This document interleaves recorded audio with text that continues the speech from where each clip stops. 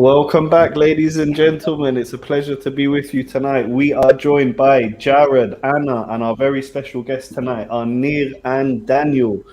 Nir, Daniel, it's a pleasure to have you on the Open Peace podcast.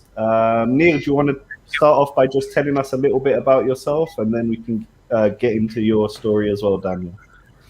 Sure. So my name is Nir. I'm 33, living in Israel, in Hadera.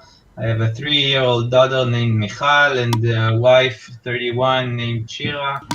I consider myself a left Zionist, which means I am pro-Israel and Jewish people's right for self-determination, but I believe that Palestinians should have the same right as Israelis. And pro the one-state solution, basically. Mm-hmm. Fantastic. And Daniel, do you want to tell us a little bit about yourself, my friend?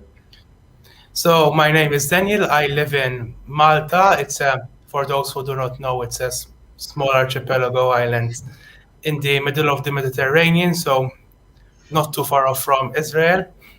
Mm-hmm. So I was very interested in the conflict for a long time, and now I changed my opinions, which we will talk about, and how I became more from one extreme side to a more neutralist position. Mm-hmm. Mm-hmm. Which is, it's why you reached out as well to get on the podcast, Daniel, and it's why it's so important for us to have you on, because your story of transformation is really what we hope and envision for a lot of other people that are very one-sided in terms of the conflict. So why don't you start us out by explaining where you were and how you got to where you are today? So I was firstly to get out of the way, when I say I'm neutral, it's a bit of a, not exactly, because it's still biased towards one side a bit for now. Because to get to actual neutral, you need time, because the previous biases still control you, Mm-hmm. Just to make that clear. So firstly, I was pro-Palestinian. Want to make it clear as well, I don't actually represent every pro-Palestinian person. So firstly, it wasn't because of anti-Semitism or anything, because what I learned about Israel at the time, it was from pro-Palestinian media. So considering that was mainly my only source of information for quite a long time, Mm-hmm. it was like what I saw of Israel was something horrific. Like, why would people even be in favor in these people? Why would anyone think they are anything good, based on the sources that I've seen? So unfortunately, it later developed into anti-Semitic behavior, because I associated every Jew with Israel, and it led to some time like I can't even hear the word Israel or Jew without feeling upset because of this situation, bringing it up and fighting with some people. Wow. Yeah. So like in the comment section, I used to spend like sometimes even hours at a time in one discussion. Yeah. You fall into kind of that rabbit hole and you feel that you need to continue. Can I ask, as someone with no personal connection to the conflict, why do you think that it became so emotional for you? It's like when you hear, like, for example, a group of people who you believe are oppressed, and you see other countries that are considered civilized, like the USA, Western Europe, completely, almost always supporting the other side, you find like it's an injustice thing.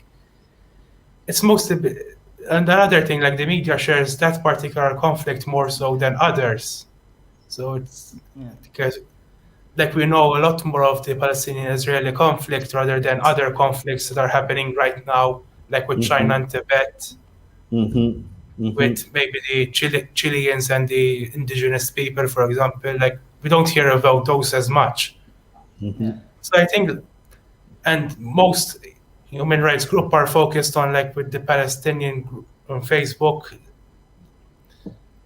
So I don't know exactly what actually kept drawing me into this, but it was mostly a human rights thing, you know. Do you think any of it was religious? Because this is like the Holy Land for so many people. It wasn't really religious for me for the beginning. I wasn't ever religious for me, but sometimes I use the religious argument, like because I sometimes heard that the Israelis didn't allow the Christians in the Church of the Holy Sepulchre. Yeah. Yes. Yeah. I don't know how to pronounce that. Yeah. I heard something about that, and I always mention it to some like Christian groups that supported Israel. Why are you supporting Israel? Because they're doing this to the Palestinian Christians, or saying that the Palestinians were the first Christians as well. So I sometimes use the religious argument, but it wasn't solely like my reasons for the conflict. I think it's also important, like, to separate, like, being pro-Palestine and being anti-Semitic sometimes, because, like I said, my earlier opinions were because of what I saw about Israel, not because they were Jews. Because if anyone saw what some of the pro-Palestinian media shares about, and instead of Israel it was another country, you would almost definitely hate it over time.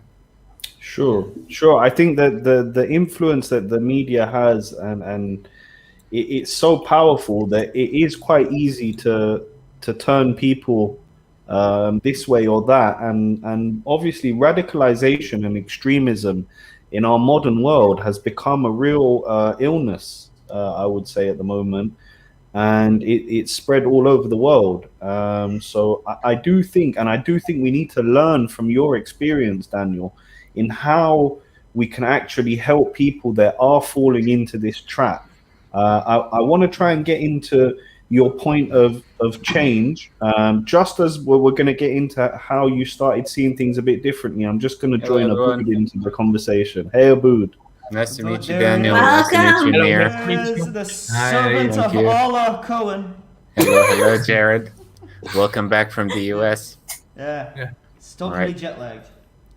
Sorry, I'm a bit late. Very excited for this one. Amir told me about you guys, and I'm very excited to hear your story. Yeah. Great. So we're just getting into it, Abood. Daniel's just going to tell us about how he started to change from seeing the conflict from one angle to being more neutral. Go ahead. Yeah. It's amazing. About you're actually the only one that I met before the Open Peacecast from one of Rudy Rockman's pictures. You know them. You knew me from there. I saw you the first time from there, and then this whole. And then I recently watched your documentary on YouTube, The Samaritans. It was very interesting. Right, amazing. Well, come over here. You should really complete the full picture when you come to the place here. It's really nice. Maybe. I'm happy you liked it. I was actually attempted to contact you sometime before, but maybe you were busy on. Maybe I can talk to you sometime later as well. Of course. So no problem. I was interested in the Samaritan people, learning that they are. The first time I ever heard that there were any, so I was interested. Right. Yeah. I mean, you can have them. We'll pimp them out for you. Yeah, for sure. I'm not surprised that you didn't hear about us, because that's why I'm a tour guide. Actually, I started to see a lot of people have heard about the Samaritan community as an old ancient religion that don't exist anymore. That's what they believe. So yeah, I'm very happy you find it interesting, because it is, in my opinion, it's just something that a lot of people should like. At least it's in my opinion, it's like just even an interesting history to learn from. It's a really entertaining story, also, in my opinion. And it's super important to know, especially for the people who live in Palestine and Israel. So. Yeah. Anyway, Sam. So in these pro-Palestinian groups, there were many arguments. Almost every post had some Israelis and pro-Palestinians argue. I think maybe the difference between those arguments and the ones the one that helped me change. Like the people in those comment section were mostly just calling others names for whatever they believed. They weren't like ready to discuss. They were just there to fight. So I think many of those instances wouldn't have helped anyone in any case. So Daniel, like oh, I was wondering because you mentioned earlier that it started off as just being pro-Palestinian, but then there were moments where it became anti-Semitic for you. Could you maybe talk about like what were those moments and how that happened, how that switch happened? And I think it's follow up to that one. When did the word Israel and Jew kind of become like the trigger words or become like the same thing in your head? I think it was gradual, like it wasn't an instant thing. Like over time, it's just developed that way. Don't exactly am able to pinpoint any moment that it became. But like it first started, for example, hearing that the Israelis didn't allow water in Palestine, left them thirsty, left them without schools, and then left them without electricity, which hindered their education, and then destroying like buildings, which leave people homeless, and settlement destructions, and becomes more hated over time. When you learn such information, it's almost easy to just hate another country, especially when the information you get is particularly one-sided. Because of that hate, I would say, why would I watch Israeli media? Just going to be propaganda against what I'm hearing. So I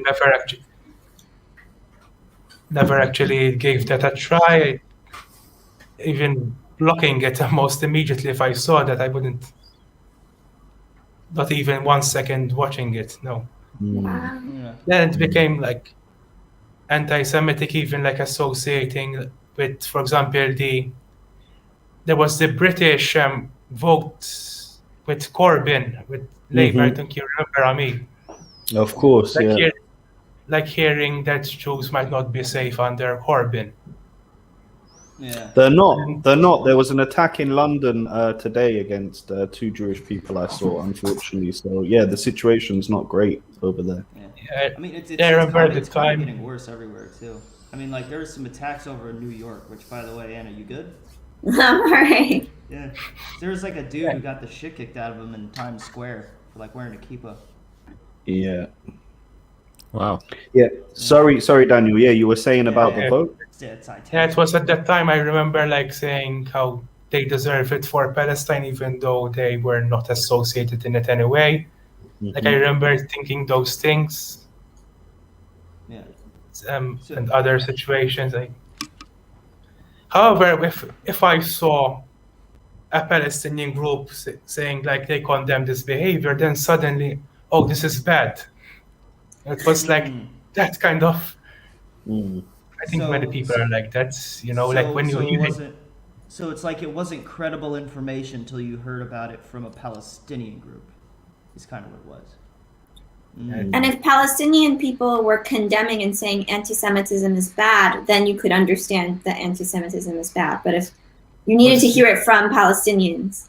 Yes, at the time, yes, at least. Interesting. I see. Interesting. Do you think education also helped shape your perspective growing up, like in school? Did the material you learned never mentioned in school at all? The first time I ever had it in school was these last few months, because we had in my current course we had a subject called the Mediterranean since 1945. However, it delved sometime before that to give us background information about, because whatever starts in 1945 didn't just start there. It had been something before that. We had the conflict was part of that. What do you study? It's a Masters of Arts in Mediterranean Studies. Nice.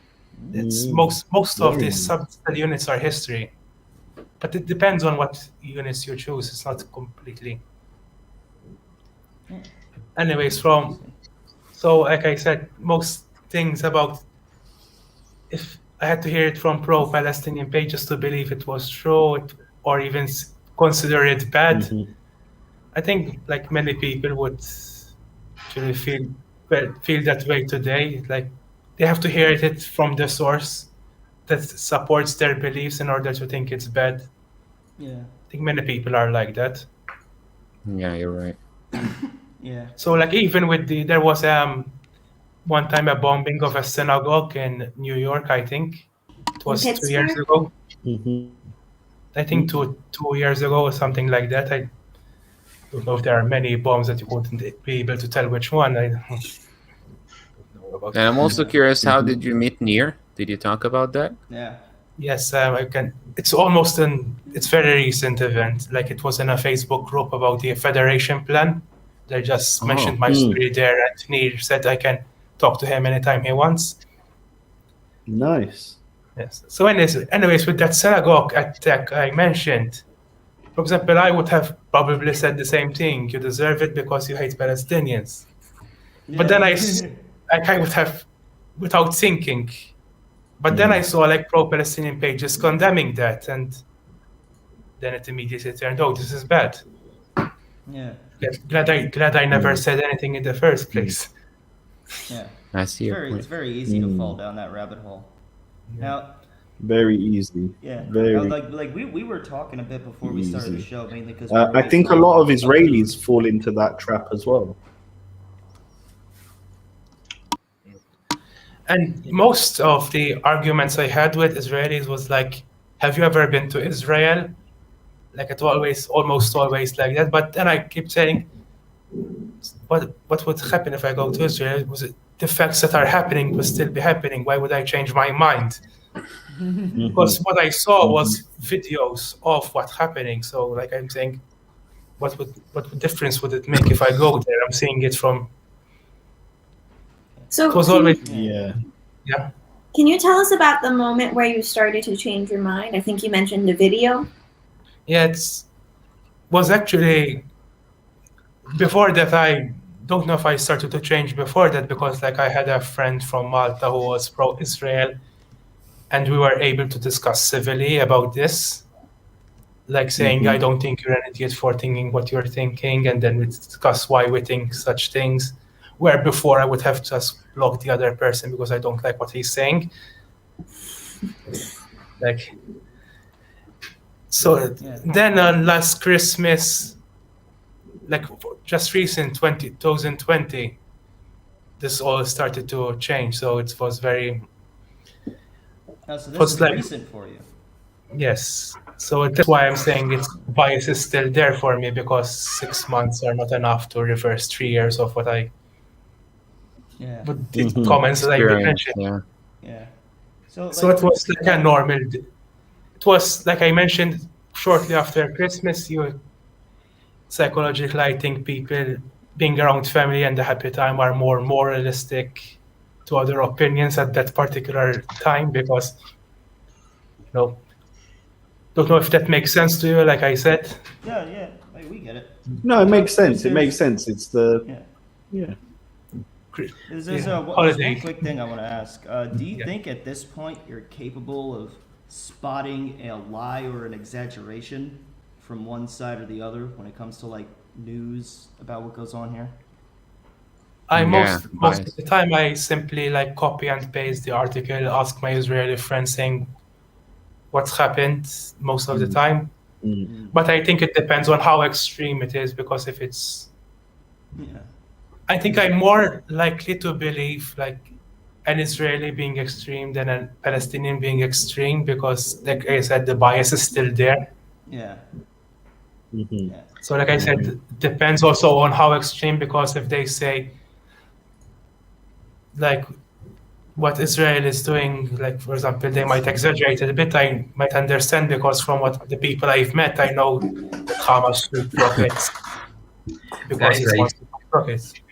I told you before that when we had our conversation that what I love about Daniel Sori is that Israel all the time tries with Hasbara and all that stuff to try to rationalize the conflicts and Israel's right and everything. and then a simple video of a guy from Eilat that is joking with his daughters and his family does all the difference. You don't need all this, how I call it, hasbara bullshit. All you need is to see the true people that live here that want to just live their life. And it goes to the Palestinian side as well. You need to see the people. You don't need to see all the terrorists like Hamas and put all the Palestinians inside this umbrella that's called Hamas or the PA. You need to see the people. Exactly. So, like, if I can get to the change quickly, then, because I think I've been talking for a long time now. So, anyways, it was like a normal day to hate Israel again. Just scrolling through Facebook. That's the power of social media, you know. Yeah, it was like I saw from a joke group from Malta that a guy shared a TikTok of an Israeli. I noticed it was Israeli, I think, from the name immediately, and I was ready to type something like that. Yeah. But then I actually saw the video. Yeah, what? that reminds me of something, because like I recently started a Twitter just so our Twitter page could have more followers. But like I went to I saw a tweet from Joe Biden back when like there was an uptick in like violence against American Jews, like denouncing anti-Semitism and like assuring American Jewry that they'll be safe. And like all the replies to that was basically like, what about Palestinians? What about Palestinians? What about Palestinians? Why do you hate Palestinians? But all he was saying, hey, let's not kill our Jewish citizens. Like, I said, it's just an example of how extreme social media can be. Like, I saw the video. I just saw a man with his children. They're like making something funny. Like they keep asking him for money until he ends up without money left. Like it was funny, and I like seeing with those children reminding me of like my younger cousins, my younger family members, just associating with like maybe I'm too harsh on these people. Like that was that moment. And I actually talked to that person from TikTok. I found him on Facebook, began chatting with them. But it didn't really last long because for some reason he didn't start talking anymore. But then I met my first Israeli friend from another Facebook group of language and culture exchange. His name is Roy Dalmore, and he's from Tel Aviv. We actually like began talking, and for like I think it was important to have a friend from the area, because whenever post something, you might say, consider that person if you saw it. Like you have to, makes you think before you write sometimes, like, but wait, there are still good people like him, you know? Yeah. I think that, Definitely. although I have to admit, like the anti-Israel stuff still persisted for some time a bit because the bias. Yeah. You know, I mean, Like it was when I saw maybe Rudy Rockman's videos that I started to change faster, and other influencers, and started to talk to them. So you mean like Rudy affected your perspective a little bit? Yeah, a bit. I like hearing some opinions of people, but then again, the comment section was nothing like his opinion, because people like don't call them Palestinians, that you are just giving them legitimacy to having a fake name, and that's fighting still. Here's the thing, Daniel. I had a photo with Rudy and another Palestinian, and he posted it on his Instagram. And the Palestinian who was with us, the third guy, he had to. He asked if his face could get blurred. And then Rudy did blur his face, but apparently one of his friends recognized this person, and he kind of sent a message on his Facebook saying like, hey, how could you do this? You know, like, so he felt like he's like a traitor just because of. I mean, I've seen Rudy's channel. I don't know. I don't see any reason to hate on Rudy per se. Yeah. It's just that he's Israeli. You know, people don't really talk about that whole aspect. Is that like us Israelis, we're free to say pretty much anything they want, but our friends in the Palestinian territories, like like most of our Palestinian guests, they either live overseas or they live here, but we have to hide their faces or like and change their name when they come onto the show because like it's very dangerous for them, not from Israelis but from other Palestinians to just talk to Israelis. It's from like those influencers that I've learned this stuff. Like I started to learn like how it was. They can't speak about these things as well. Yeah, from there I learned. It was like sad to hear because you mentioned also like the traitor about like they call him a traitor. For me, like when I started to maybe say something positive about Israel, I kept feeling like a traitor as well. Like because like being like a shock to me, like when you're saying something that you would have never thought of. Like if I met myself from a year ago, I would have probably tell myself I'm a terrorist supporter. Yeah, I see what you mean. You know, it's not even just Palestinians who get called traitors. Although I think like maybe if you're living in the West Bank or in Gaza, obviously it's very dangerous. But even me, when I went to Nablus, my mom said, "Are you doing this because you hate us? You know, just to visit Nablus." That was the reaction, you know. Yeah. So Well, I mentioned Rudy before, and I have to say that Rudy's videos and Adar from Sulha, it really influenced me also. Basically, I say that Rudy made me realize that I am Jewish, whether I like it or not.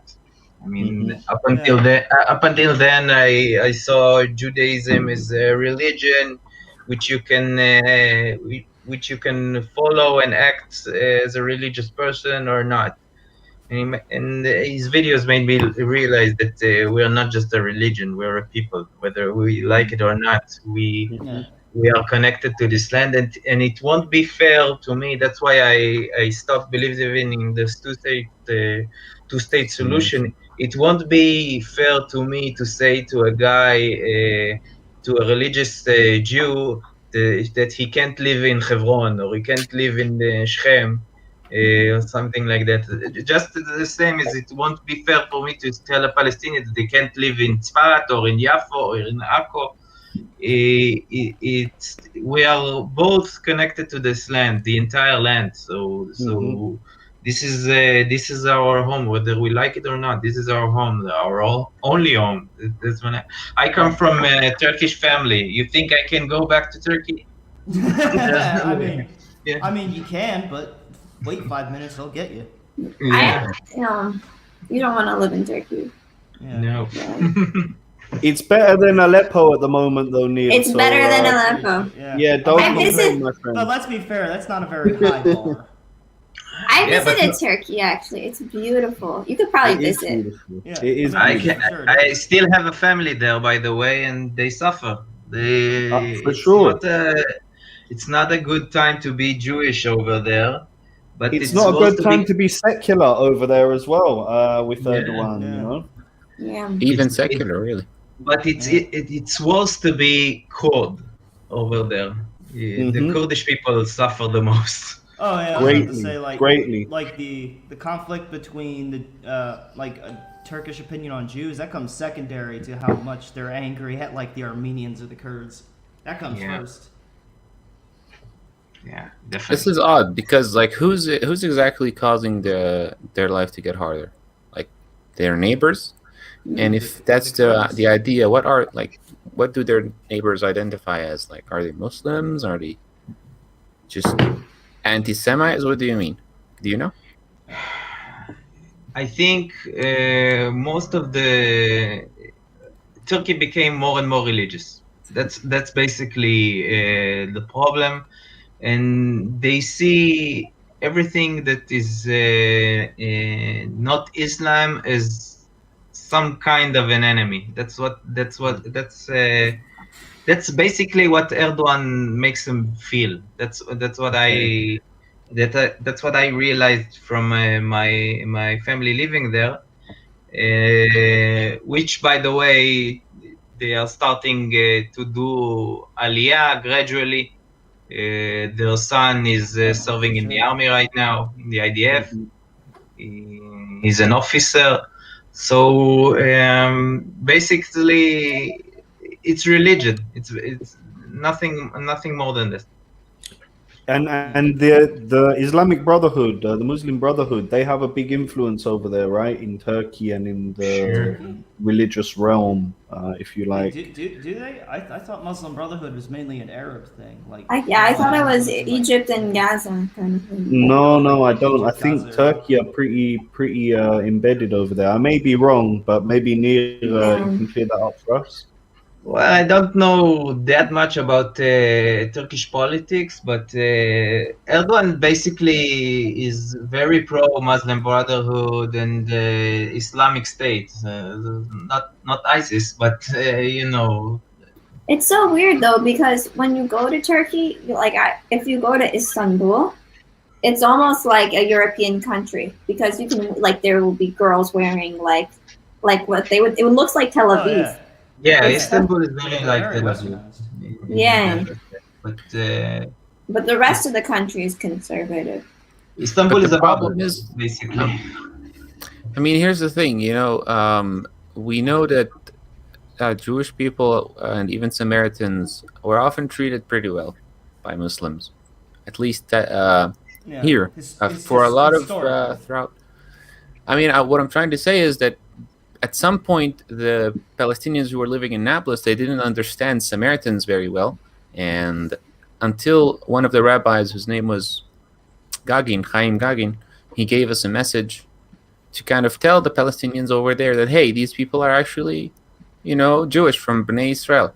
So we should treat them as the people of the book. And believe it or not, the Samaritans were treated fairly better, much, much better than before. What were they treated like before?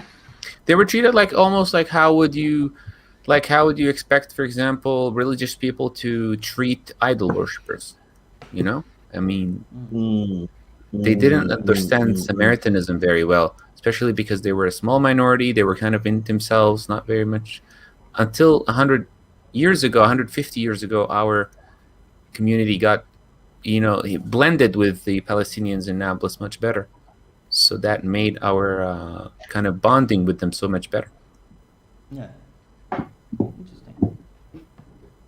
So what I'm trying to Very say interesting. is Very interesting. we broke the conflict by kind of getting the number one, the proof that we live together with them so pretty well, and that message that told the people, hey, we're kind of not idol worshippers. Did you guys live alongside the Palestinians and when it was under Jordan as well?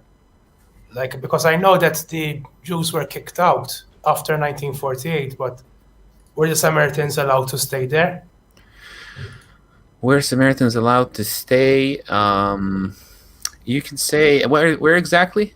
Art Museum, I'm guessing. Between 1948 and 1967, when it was under Jordanian control. Yeah, but what location? The West Bank. Yeah. Just anywhere in the West Bank where you are. In West Bank. Oh, yeah, of course. I mean, that's where they used to live from the beginning. They Nablus, Shechem was always a big, huge part, very important part of the Samaritan community. So they virtually never left it. We really never left Nablus for 3,000 years, and that's probably why our numbers decreased very well, because we were so attached to this place that we're willing to kind of die to come here and protect it. And we've made 3 revolutions to protect our connections with Shechem, Nablus, in the mountain here. Yeah. So, we always have been here. 3 exactly?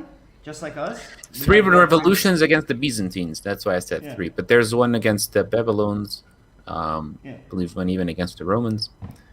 Yeah, I just like how you guys how close you guys are to Jews, because you had 3 revolutions against the Byzantines, we had 3 against the Romans. Right, and the Byzantines were the most aggressive against us. They were pretty bad with us. The first 2, many. Actually, the first 2 were pretty successful against the Byzantines, but the third one, the Byzantines just had it, and they said, "All right, Samaritans are gonna go." Yeah, they went. They slaughtered many Samaritans around Nablus, around Har Gerizim. They built a church above the Har Gerizim, and the Samaritans were not allowed to pray there for many years. Oh wow. Tough times. Those early Christians were causing havoc. Right. Yeah. Well, And I've been reading some interesting stories. Oh, sorry. No, I've just been saying I've been reading pretty interesting stories and also really interesting archaeology on the mountain here on Har Gerizim. So like something like there used to be 10,000 people on the top of it that also made wineries and like really like used to be a city here.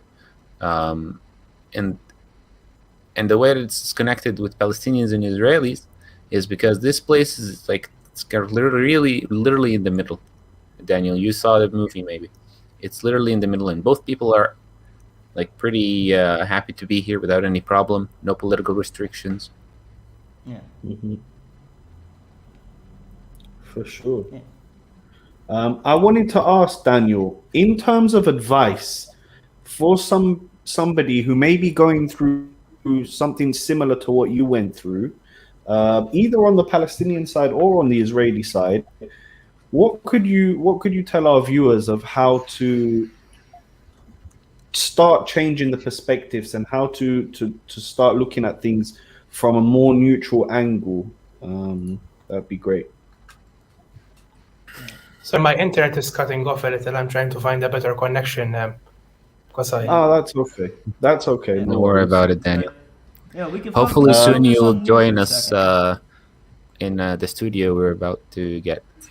Yeah. Yes, ladies and gentlemen, we're getting in studio. Do not forget to support us on Patreon so we can make this dream come true faster. Thank you. Don't forget, Abu, to put up the link to the Patreon so that way our lovely supporters can support us.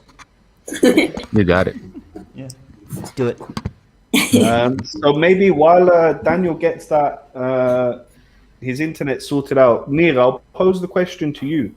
What do you think in terms of changing perspectives? How can we do it? How can we do it without the whole Asbara movement? And what did you ask me? I'm back. No,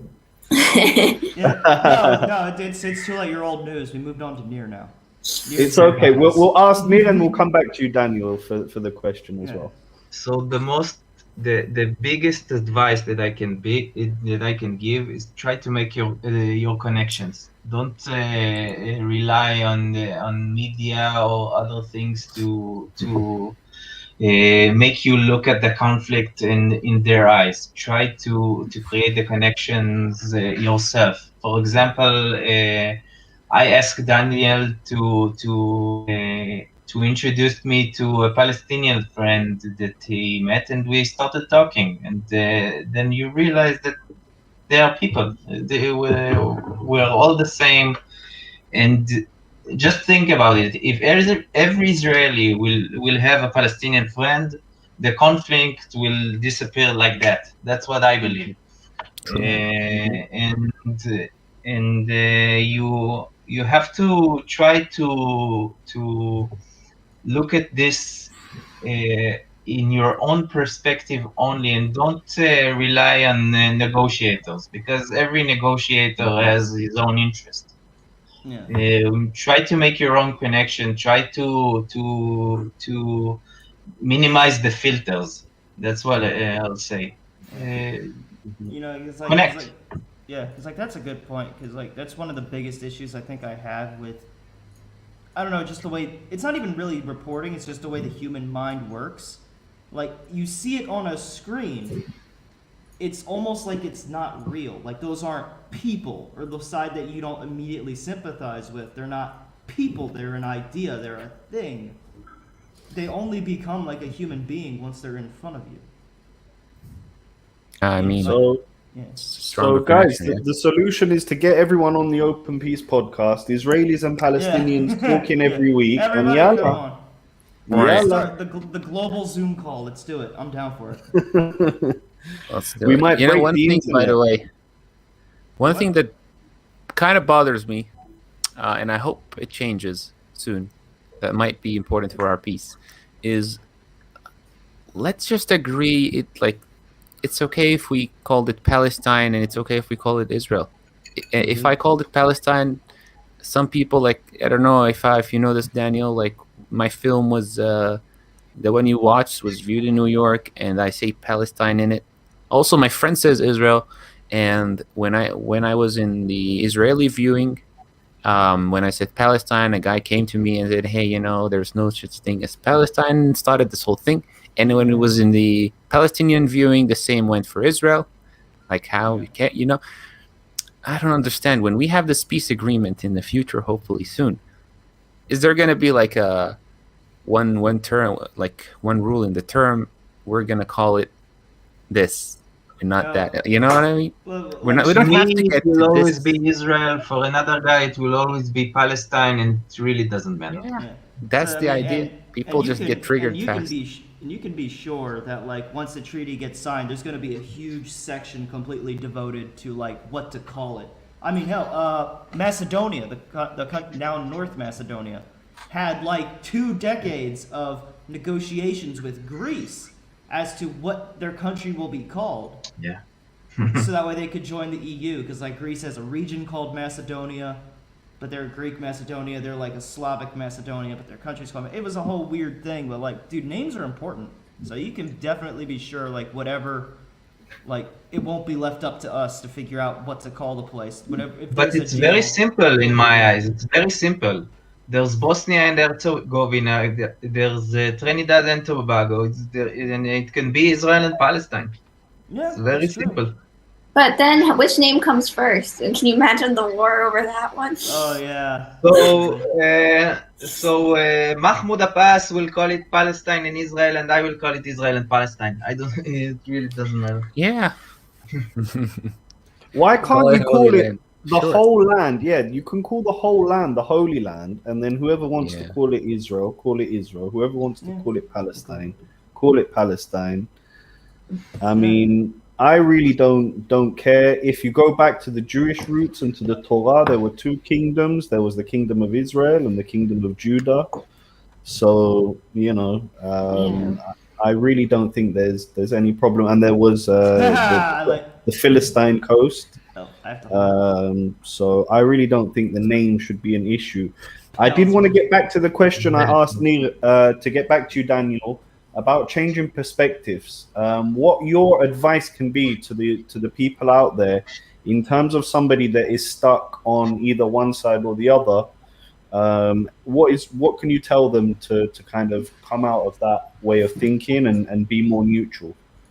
I think the most important, like, perhaps try to find someone who is not on the extreme on the other side, obviously, because you'll just end up fighting, but like a friend like from that area that's particularly more neutral-ish, like be able to accept that the other side exists, will also be telling you, like, for example, the friend I found accepts that Palestinians are people, he makes friends with them, and he, for example, agrees that Palestinians should have peace and not be kicked out. Like, if I had met an extremist who think Palestinians should be kicked out or whatever, I wouldn't have probably connected with that person well. Like,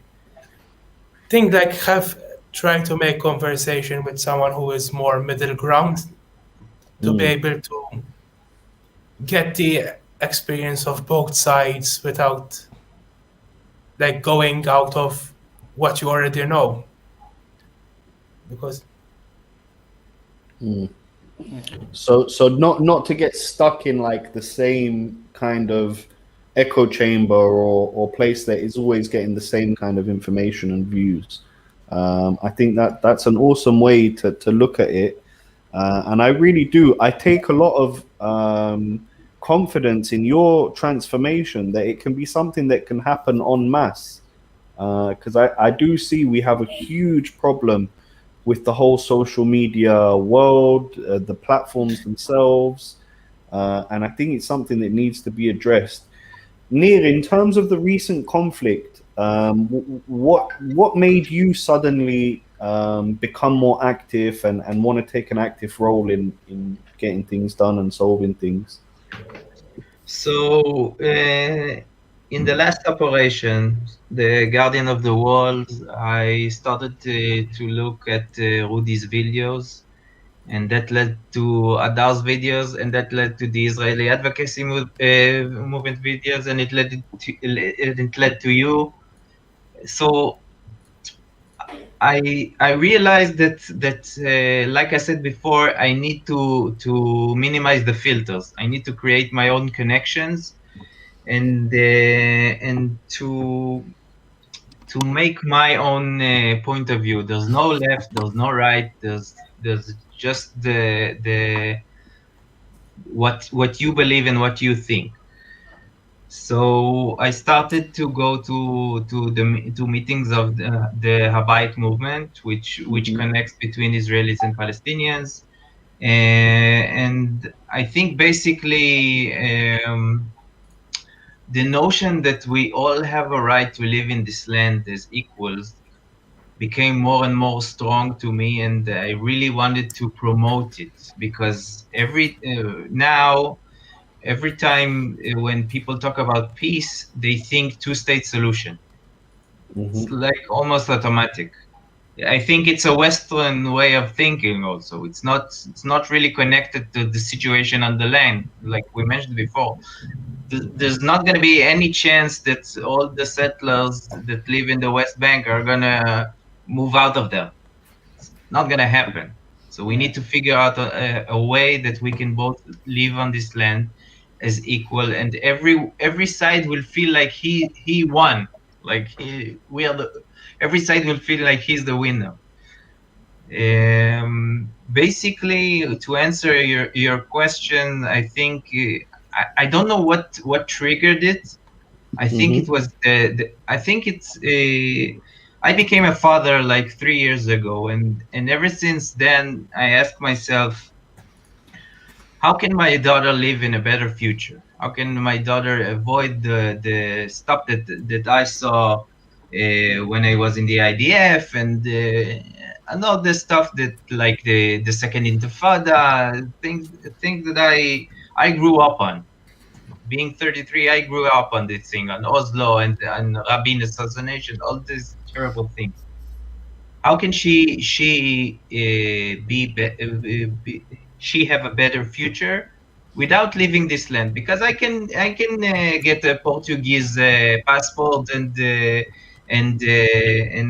disappear, but every step I do in this direction, it hurts me, because I like I said before, I'm maybe a guy from the left, but that doesn't mean I'm not a Zionist. I love this land. I want my daughter and my grandchildren to live in this land happily and peacefully. So basically, every step that I take towards achieving peace and connections, it comes from thinking of her future. Definitely, and I think that's a wonderful reason to want to change things and to want to progress things. Neil, you know, what a better reason than for your daughter. And I wish that many people took that message to their hearts. And really, you know, for anyone living here on the land that's listening from either side, we do really want the best for both peoples. And it's time we start building those connections. Like you said, Nir, and Daniel, you also said it's very important to build connections. Can I mention something else, please? Sure, of course. I think it's also important to recognize there are two kinds of truths in this conflict. The first, like, is the unbiased truth, the one that is happening, what's actually happening around, and the other one would be like how people are perceiving this, because even though something might not exactly be true, like let's say like how many Israelis said the IDF doesn't just barge in and kill people in the West Bank. But like if a Palestinian, for example, when he was a child, saw his family, his friend being actually a victim of the IDF, he might perceive it as sort of a danger to his life. So maybe when he sees the IDF there, just perceives them as dangerous people. And this might be a whole community of people who might have been a victim of the. So like, even though it's not exactly true, I think the perceived been taken into consideration of these people to be able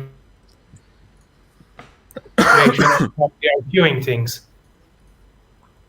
Yeah. I think his signal might be going. Yeah. Yeah. Oh, I see movement. Dan, back? You back with us? Huh? Huh? Now you're back, No, Daniel. yeah, you froze for a bit, so I was being silly.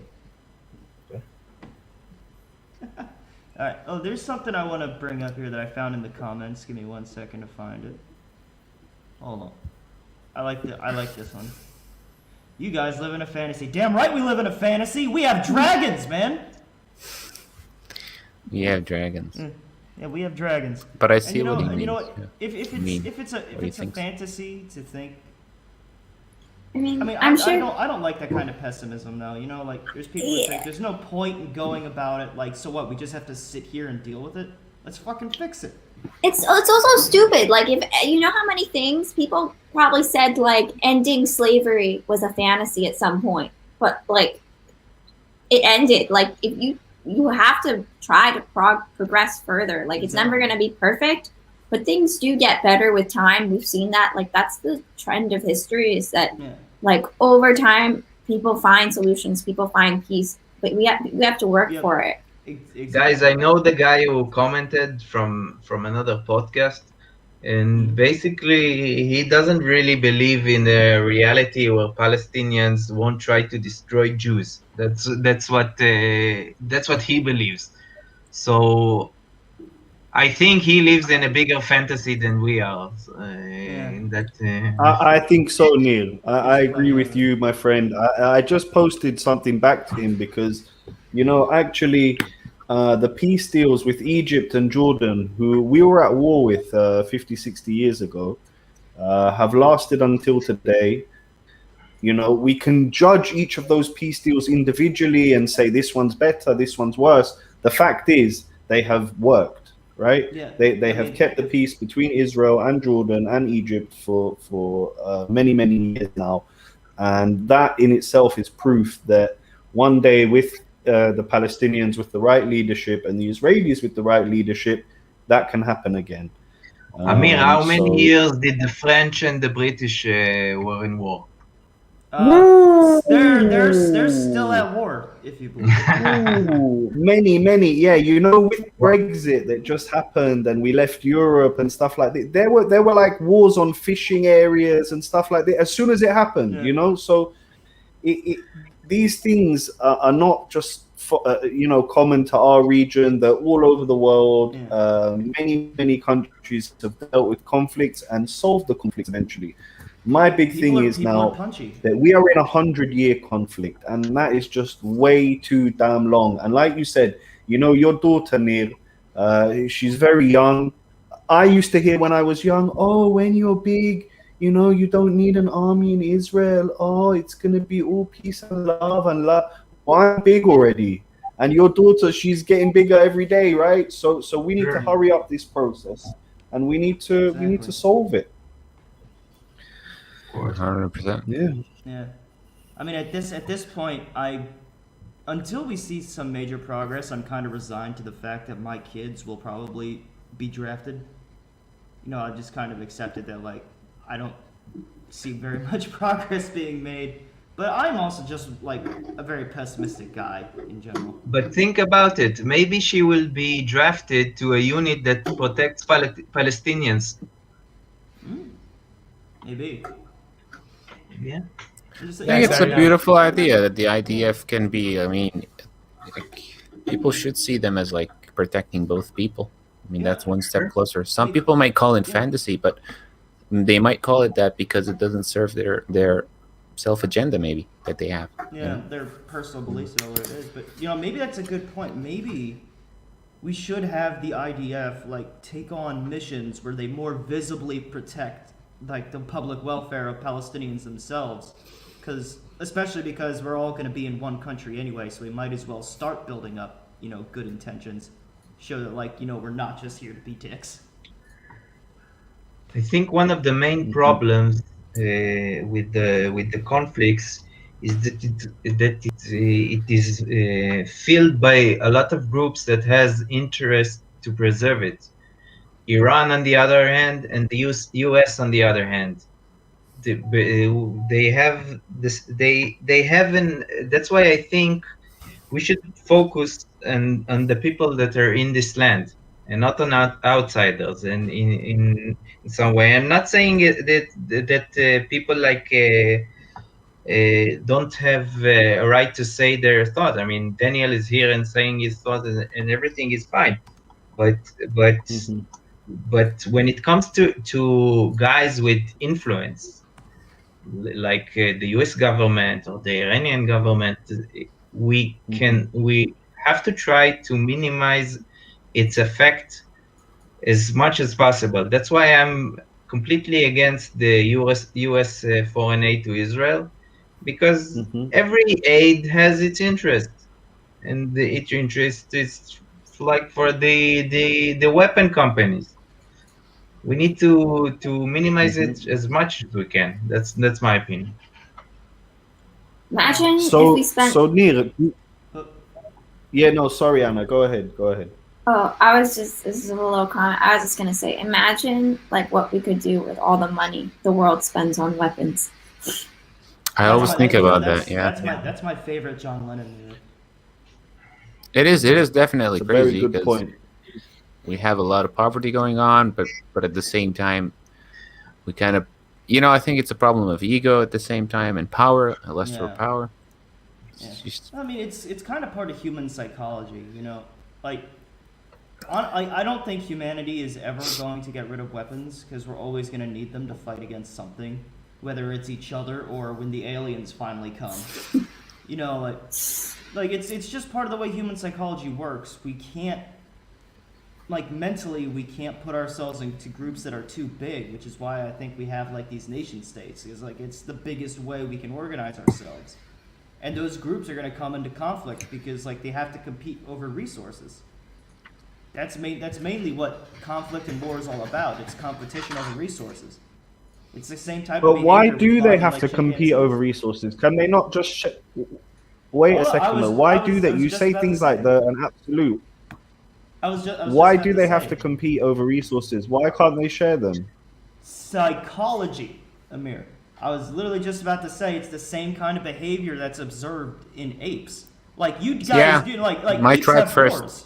Yeah, I mean, apes have wars. Chimpanzees have wars. But wait a second. I know apes have wars, but you're comparing us. You're comparing us to apes. It's not a comparison. We're hairless apes. No, Amir, it's true.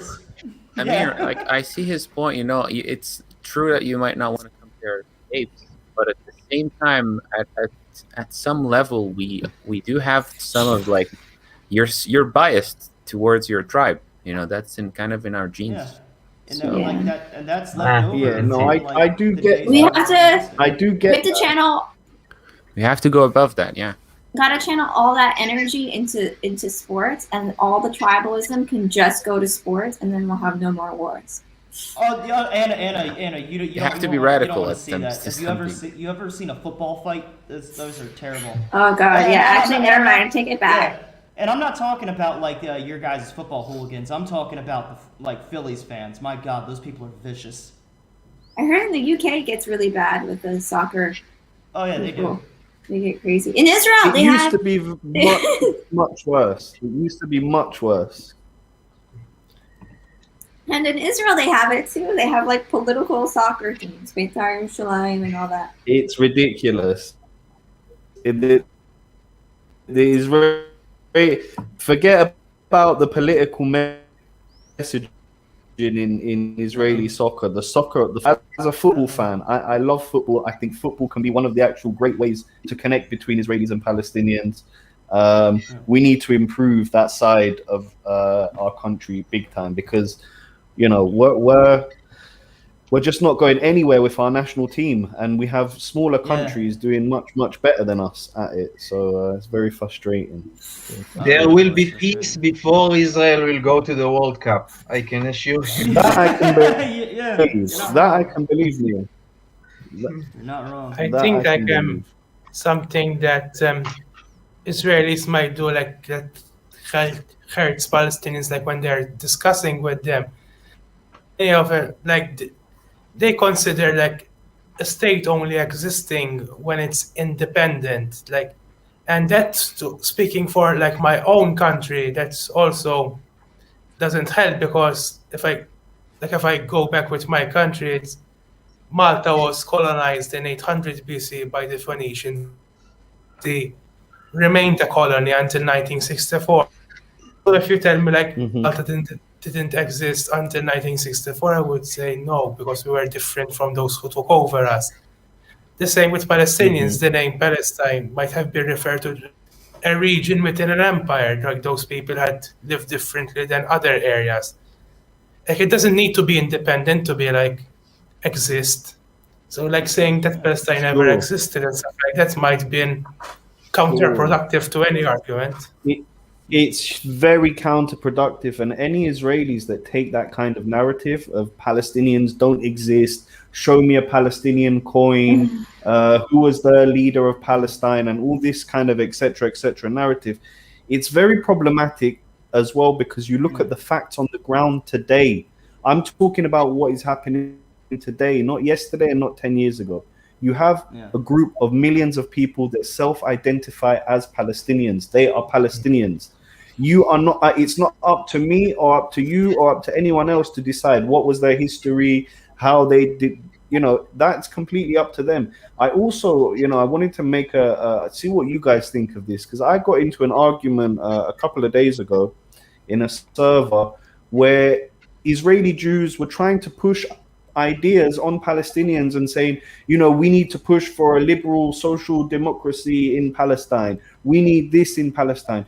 And I'm just thinking to myself, it sounds great. It sounds great what you're saying, but surely Palestinians need to decide for themselves what they want and what type of governance eventually that they will have, and I think that part of the problem is that we do get stuck in certain narratives. And Nir, you said yourself, you came out of it, this two-state paradigm, 67 borders, 2 states, this is what's going to be, everybody knows it. Well, actually, it's further from the truth than ever, right? So we must break down these kind of ways of thinking and kind of open it more to a holistic way. Maybe that can help. I'm not too sure. Oh, I'm sure it can, Amir, but unfortunately, we could go on about how to help that forever, but we are running out of time. So how about Daniel, Nir? You guys want to give some final remarks before we have to go? I'll repeat my advice. Make your own connections. Minimize the filters and try to create the friends of tomorrow. I'll call them. I think one of the most important thing, like talk to other people to help them understand your opinion rather than just to fight, because just fighting will just make them an enemy. Like, don't go to pro-Palestinian pages or pro-Israeli pages just to fight. Actually try to discuss and contribute to something. Like, fighting just makes their hate strong. It's a good note to leave on. So, fortunately, guys, we are at the end of today's episode. Yes, but Jared, just before, here at Open Peace, we really believe, ladies and gentlemen, that eating food with any person connects you. That's why we are sponsored today by our tahini factory, Tahini Har Bracha. Please do not forget to check it out. It's really delicious, really healthy. And don't forget to leave a like, leave a sub, leave a comment, and share it with your friends. Support us on this journey. Thank you. Oh, when are we getting that sponsor check, by the way? See you guys next time. Hold on, everybody. Jared's back from vacation. The Thunderstrike of Righteousness is here. But first, Abood, put up the Twitter handle and the Instagram page. Let the people know. Oh, there you go, guys. Follow us on Boom. Instagram Everyone follow and that. Twitter. Everyone do it now. Especially you, John. I see you. Yes, and you, Alex. Yeah. Our Twitter is brand new. It just started like 3 days ago. So we really need your people. You should advertise your Facebook as well because it's very inactive. Yeah, we need to. You're right. We need to take care of the Facebook much better as well, Daniel. To be honest, we're all social media amateurs. I don't have Twitter, for example. I have Facebook, I have Instagram, just not Twitter. I see. And by the way, we do have available for everyone. By the way, do not forget we do have OPP Global on Wednesday. So until then, if you find any article that you found interesting, you want us to discuss for a few minutes, do send us on Twitter or Instagram. Yeah, exactly. And also, our friend Jordan in the comments, I saw you wanting us to talk a bit about Kashmir. Send us some articles. We'll talk about it on OP Global. All right, guys? Definitely. It's been a good time, but unfortunately, guys, thank you very much. Thank you guys so much, Nir and Daniel, for coming on. It's been a real pleasure, guys. And hopefully, Daniel, we can welcome you in the Holy Land. We can welcome you here. Hopefully, we can welcome you over here. And I followed you on Twitter. Once everything's finished.